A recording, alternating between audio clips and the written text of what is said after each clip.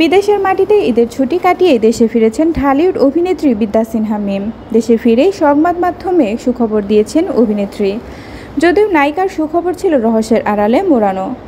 গত 2 বছরের প্রেক্ষাগৃহে মুক্তি পায়নি মিমস অভিনীত সিনেমা। রায়হান রাফির ত্রিকোণ প্রেমের সিনেমায় ব্যাপক সাফল্যের পর মিমকে আর কোনো সিনেমায় দেখা যায়নি। মিম সম্প্রতি এ প্রসঙ্গে প্রশ্ন করা হলে সংবাদ মাধ্যমে তিনি বলেন, একাধিক সিনেমাতে অভিনয় করার সুযোগ পেয়েছি। সেসব সিনেমাতে অভিনয় করলে সিনেমার সংখ্যার পরিমাণ বাড়ত, কিন্তু সাফল্য মিলত না।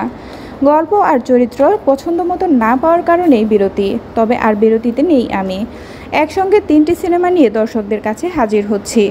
রহস্য রেখেই তিনি বলেন, 1 জুন আর বাকি 2টির শুটিং শুরু হবে জুলাই থেকে।